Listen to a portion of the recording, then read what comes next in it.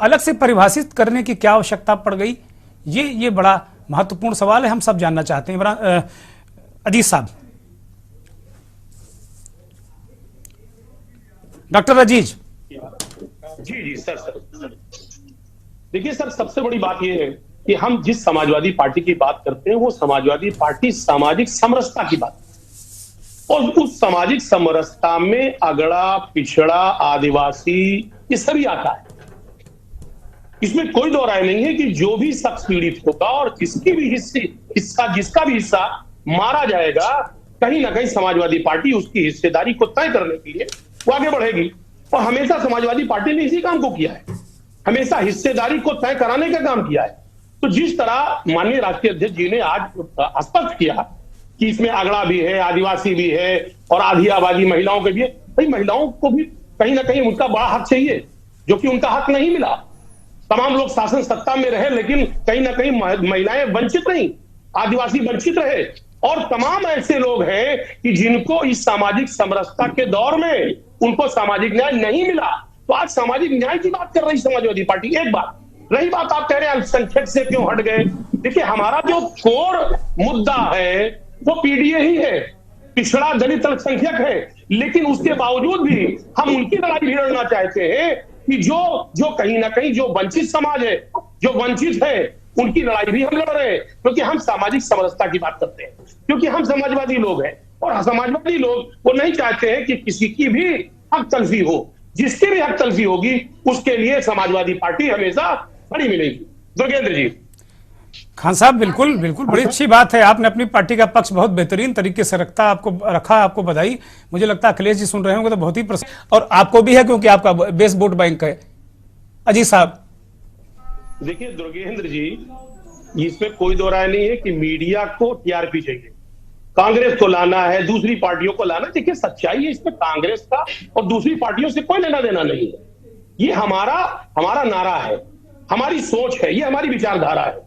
हमने पहले स्पष्ट किया कि समाजवादी पार्टी सामाजिक समरसता की बात कर रही है, और ये समाजवादी पार्टी हमेशा उस शख्स के साथ खड़ी है कि जिस शख्स का हक मारा गया, पिछड़ों का हक मारा गया बड़े स्तर पर। आप खुद जानते हैं कि 69,000 शिक्षकों की भर्ती हुई अभी थोड़े दिन पहले, आपने देखा 4% उनको आरक्षण मिला। आप बताइए 23% खा लिया, कहां गया 23%?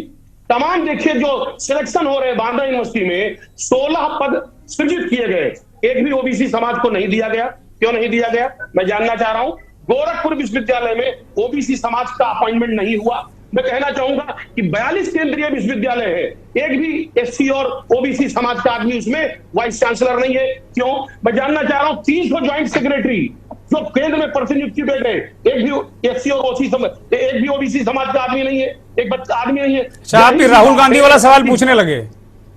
सर अरे सर सुन लीजिए ना मेरी बात। नहीं, मैं पूरा सुन रहा हूं भाई, मैं पूरा सुन रहा हूं। अब बीच बीच में इंटरप्ट करने का विशेषाधिकार है अजीत भाई, इसको मत खत्म करिए। वैसे भी आपने कहा कि टीआरपी चाहिए, इसलिए ऐसी बातें हो रही। झगड़ोगे आप और टीआरपी का आरोप हमारे ऊपर लगाओगे भाई। अरे सर बोलिए अजीत साहब, बोलिए।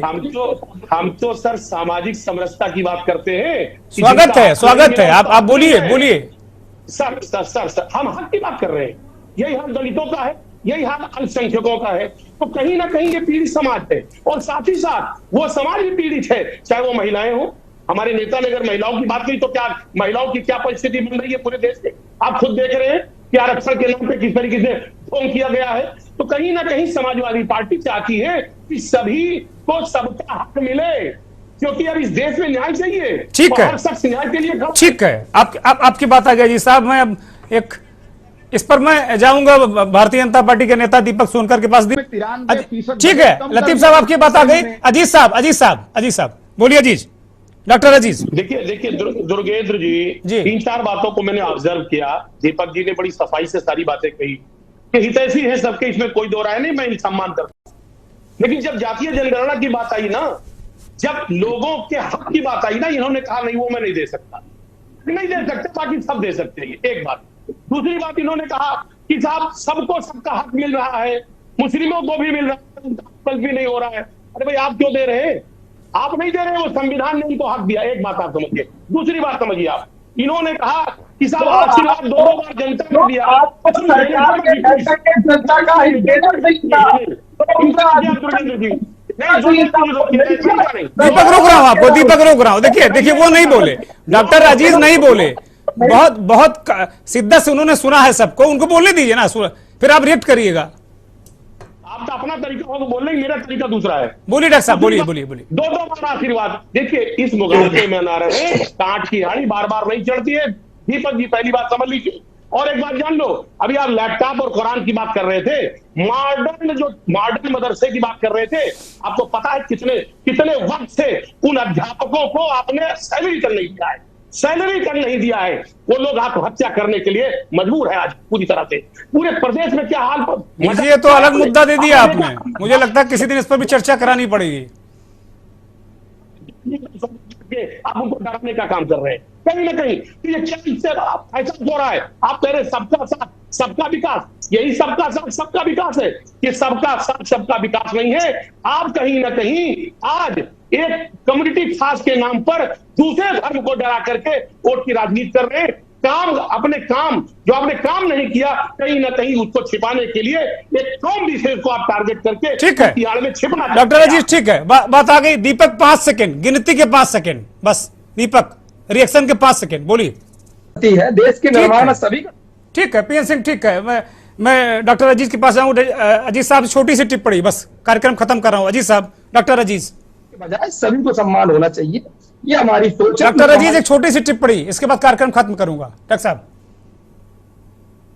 देखिए दुर्गेंद्र जी, बहुत स्पष्ट है सारी जो टोटल डिस्कशन में जो रिजल्ट मैंने कंक्लूड किया, अब कहीं ना कहीं बीजेपी को यह एहसास होने लगा है कि 2024 इनके हाथ से निकल रहा है। इसीलिए कहीं ना कहीं शगुफा छोड़ते रहते हैं, कांग्रेस, सपा, आप तरीके की चीजें। लेकिन सच ये है कि इंडिया जीतेगा, भारत जीतेगा और ये मुल्क का एक एक शख्स जीतेगा 2024 में। यही हम लोगों का कहीं ना कहीं संकल्प है और इसी संकल्प के साथ हम कहीं ना कहीं खड़े हैं और खड़े रहेंगे। सभी लोग, इंडिया गठबंधन के लोग एक साथ हैं और हमेशा एक साथ रहेंगे। बहुत बहुत शुक्रिया सभी का। इमरान साहब बहुत शुक्रिया, प्रेम नारायण सिंह, दीपक सोनकर साहब, लौटन राम निसार साहब, संतोष यादव जी और डॉक्टर अजीज खान साहब, आपका भी बहुत बहुत धन्यवाद, बहुत बहुत आभार। सभी मेहमानों का, उन दर्शकों का बहुत आभार